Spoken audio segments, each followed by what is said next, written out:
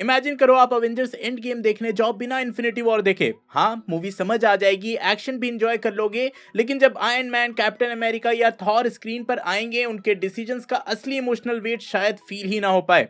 Christopher Nolan की दी ओडिसी के साथ भी कुछ ऐसा ही है। ये मूवी एक ऐसी स्टोरी पर बेस्ड है जो लगभग 3000 साल पुरानी है, लेकिन इंटरेस्टिंग बात यह है कि जिस कहानी को नोलन अडेप्ट कर रहे हैं वो एक सीक्वल है। जी हाँ, ये एक 2 पार्ट की स्टोरी है जिसका फर्स्ट पार्ट इलियाड और सेकंड पार्ट ओडिसी है, और नोलन डायरेक्टली इसके सीक्वल को अडेप्ट कर रहे हैं। और नोलन को तो जानते ही हो, वो ऑडियंस को कभी स्पून फीड नहीं करते हैं। इसलिए अगर आप थिएटर जाने से पहले बस अगले कुछ मिनट्स मेरे साथ रुक जाओगे तो मैं प्रॉमिस करता हूं कि मूवी का एक्सपीरियंस और भी बेटर हो जाएगा। सबसे पहले एक नाम याद रखना, होमर।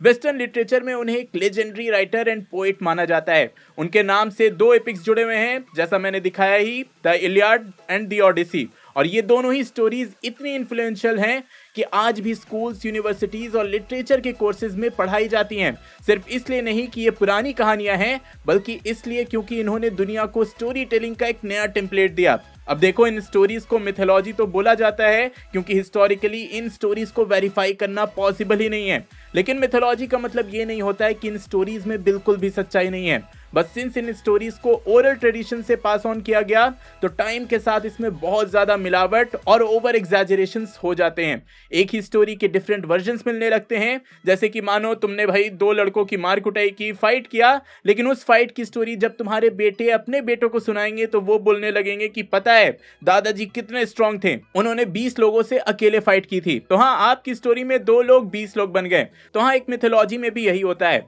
मिथोलॉजी मतलब ये नहीं कि स्टोरी में कोई रियलिटी नहीं है, वो बस एक रियल स्टोरी का ओवर एग्जैजरेटेड वर्जन है। इसलिए किसी भी मिथोलॉजी के मल्टीपल वर्जन्स देखने को मिलते हैं, and different region, different locations में एक ही स्टोरी का इन्फ्लुएंस दूसरे स्टोरी पे मिलता है। अब बैक टू ओडिसी पर आए तो यहाँ सबसे बड़ा कंफ्यूजन होता है कि इलियाड और ओडिसी में डिफरेंस क्या है, इन दोनों बुक्स में क्या डिफरेंस है। तो देखो, बहुत ही सिंपल लैंग्वेज में समझाऊं तो इलियाड जो है वो ट्रोजन वॉर की कहानी है, ओडिसी जो है उस वॉर के बाद की कहानी है। मतलब नोलन की मूवी टेक्निकली सीक्वल वाली स्टोरी है। इसलिए अगर ट्रोजन वॉर का बेसिक आइडिया नहीं पता होगा तो मूवी की शुरू के कुछ इमोशनल मोमेंट्स का इंपैक्ट कम हो सकता है। तो चलो पहले ट्रोजन वॉर समझते हैं, यानी इलियाड की स्टोरी को समझते हैं। ग्रीक मिथोलॉजी के अकॉर्डिंग स्पार्टा की क्वीन हेलेन को दुनिया की सबसे खूबसूरत औरत माना जाता था।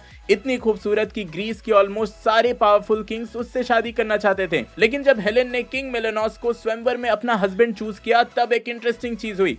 बाकी सारे किंग्स जिसको हेलेन ने रिजेक्ट किया, उनके बीच हेलेन को लेकर वॉर ना हो, उसके लिए उनसे एक ओथ करवाया गया, कसम खिलवाई गई कि अगर कभी भी हेलेन को कोई नुकसान पहुंचाता है या कोशिश भी करता है तो हम सब मिलकर उसकी प्रोटेक्शन के लिए लड़ेंगे।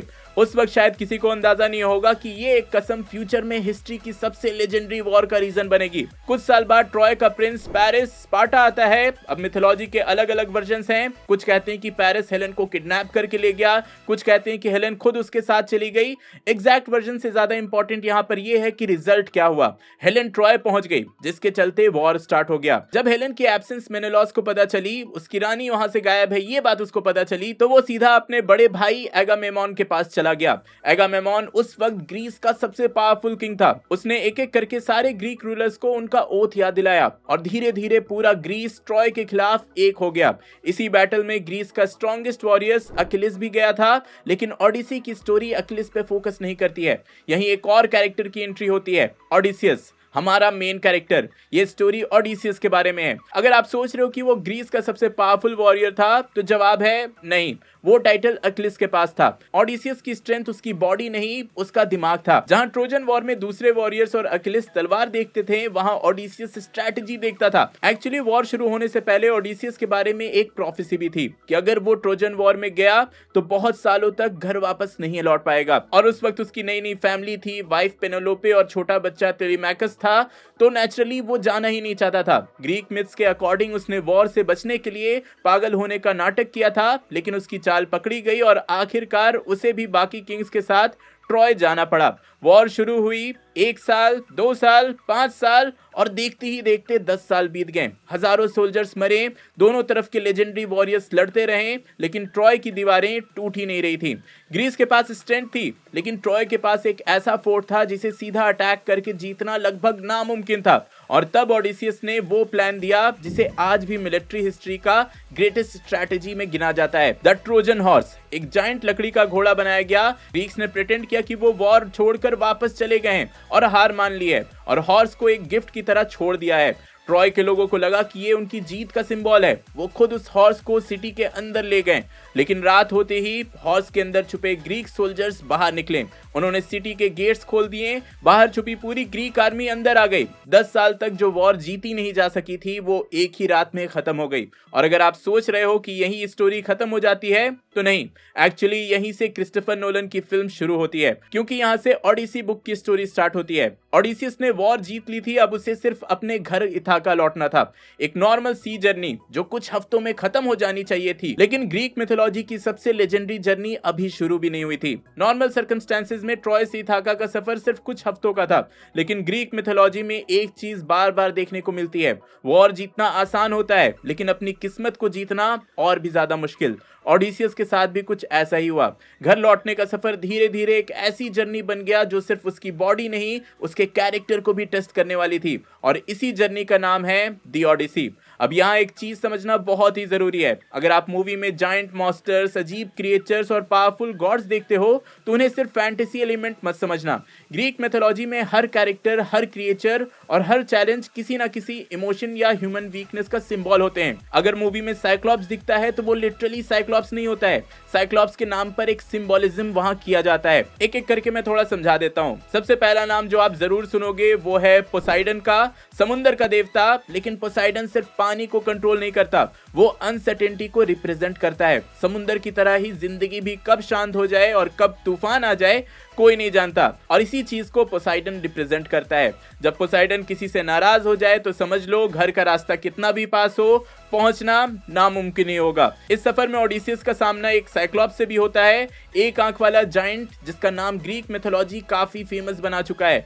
लेकिन साइक्लॉप्स का इंपॉर्टेंट सिर्फ इतना नहीं है कि वो एक मॉन्स्टर है, ये वो मोमेंट है जहां हमें समझ आता है कि ओडिसियस बाकी हीरो से अलग क्यों है। जहां कोई और सिर्फ तलवार चलाता, वहां ओडिसियस अपना दिमाग चलाता है। और बिना किसी स्पॉइलर के मैं बस इतना बोलूंगा कि इसी एनकाउंटर के बाद उसकी जर्नी और भी डेंजरस हो जाती है। इसलिए अगर नोलन इस सीन को फेथफुली अडेप्ट करते हैं तो ये फिल्म के सबसे मेमोरेबल मोमेंट्स में से एक हो सकता है। उसके बाद आती है साइरेंस, शायद ग्रीक मिथोलॉजी की सबसे मिसअंडरस्टूड क्रिएचर। मूवीज की वजह से लोग उन्हें बस खूबसूरत गाना गाने वाली क्रिएचर समझते हैं, लेकिन असल में साइरेंस टेम्पटेशंस का सिंबल है। वो हर इंसान को वही सुनाती है जो वो दिल से सुनना चाहते हैं। किसी को पावर, किसी को नॉलेज, किसी का प्यार, किसी को सक्सेस। ओडिसियस की इसी जर्नी में सर्सी भी आती है जो एक पावरफुल सॉर्सरेस होती है। इसके बाद और भी कई लेजेंडरी डेंजर्स उसके रास्ते में डिफरेंट आइलैंड्स पर मिलते हैं, लेकिन मैं जानबूझकर इनके बारे में ज्यादा डिटेल नहीं दूंगा, क्योंकि अगर नोलन इन मोमेंट्स को स्क्रीन पर लेकर आ रहे हैं तो उन्हें पहली बार बड़े स्क्रीन पर देखना ज्यादा एक्साइटिंग होगा। बस इतना याद रखना कि ओडिसी का हर आइलैंड सिर्फ एक नई लोकेशन नहीं, हर स्टॉप एक नया टेस्ट होता है। कभी इंटेलिजेंस की, कभी पेशेंस की, कभी लॉयल्टी की और कभी ईगो की। और शायद यही रीजन है कि ओडिसियस इतना इंटरेस्टिंग लगता है। वो सुपरमैन नहीं है, वो हरकुलिस भी नहीं है। वो गलतियां करता है, कभी ओवर कॉन्फिडेंस उसे महंगा पड़ता है, कभी उसके डिसीजंस उसकी मुश्किलें और बढ़ा देती हैं, लेकिन वो हर बार सीखता है और फिर खड़ा हो जाता है। इसी वजह से वो रिलेटेबल लगता है। हम सब की तरह वो भी परफेक्ट नहीं है। ग्रीक मिथोलॉजी में एक और इंपॉर्टेंट कैरेक्टर है एथेना, विजडम और स्ट्रैटेजी की गॉडेस। अगर पोसाइडन केओस को रिप्रेजेंट करते हैं तो एथेना इंटेलिजेंस को, और इसीलिए एथेना ओडिसियस के साथ जुड़ी हुई नजर आती है। एक तरफ रॉ पावर, दूसरी तरफ विजडम। और अगर पूरी ओडिसी को एक लाइन में समझाना हो तो शायद ये कहना गलत नहीं होगा कि ये स्ट्रेंथ और इंटेलिजेंस के बीच की कहानी है। लेकिन ऑनेस्टली अगर कोई मुझसे पूछे कि द ओडिसी एक्चुअली किस बारे में है, तो मेरा जवाब बहुत ही सिंपल होगा। ये घर लौटने की कहानी है। ये एक जर्नी और जर्नी में होने वाले चैलेंजेस की कहानी है। सोचो, जब ओडिसियस ट्रॉय गया था तो उसका बेटा टेलेमैकस सिर्फ एक छोटा सा बच्चा था। उसकी वाइफ पेनेलोप को नहीं पता था कि उसका हस्बैंड कभी वापस भी आएगा या नहीं। साल बीतते गए, वॉर खत्म हो गई, लेकिन इंतजार खत्म नहीं हुआ। और शायद इसीलिए ओडिसी की इमोशनल कोर एक्शन नहीं, फैमिली है। इसलिए जब आप थिएटर में बैठोगे तो सिर्फ वीएफएक्स मत देखना। जब समुंदर दिखे तो उसके पीछे का फियर समझना, जब पोसाइडन दिखे तो उसके पीछे का अनसर्टेनिटी को समझना, जब साइरेंस दिखे तो टेम्पटेशन को समझना, और जब ओडिसियस दिखे तो सिर्फ एक ग्रीक किंग मत समझना, एक ऐसे इंसान को देखना जो हर ऑब्स्टिकल के बाद सिर्फ एक चीज के लिए लड़ रहा है, अपने घर के लिए। और शायद इसी वजह से ये स्टोरी 3000 साल बाद भी आज भी रिलेवेंट है। बाकी मूवी में कास्टिंग को लेकर, एक्यूरेसी को लेकर जितने भी कंट्रोवर्सी हुए हैं वो एक सेपरेट टॉपिक है डिस्कशन के लिए। अभी के लिए मैंने बता दिया कि ओडिसी है क्या, ताकि आपके एक्सपेक्टेशंस क्या होने चाहिए वो क्लियर हो जाए, एक्सपीरियंस आपका बेटर हो जाए। बाय द वे, इलियाड का जो लूज अडेप्टेशन है वो ट्रॉय है, सॉर्ट ऑफ इसको ओडिसी का प्रीक्वल कह सकते हो। तो इफ चाहो तो वो मूवी ओडिसी से पहले देख सकते हो। एंड ऑब्वियसली जिसके साथ भी ओडिसी देखने जा रहे हो उसको ये वीडियो शेयर जरूर कर देना। अंडररेटेड साईफाई मूवीज के बारे में जानने के लिए ऊपर वाली वीडियो देखें, एंड वॉर से रिलेटेड मूवीज के बारे में जानने के लिए नीचे वाली। मैं जल्दी और नई वीडियो लेकर आऊंगा। टिल देन, बी देसी, बी नर्ड।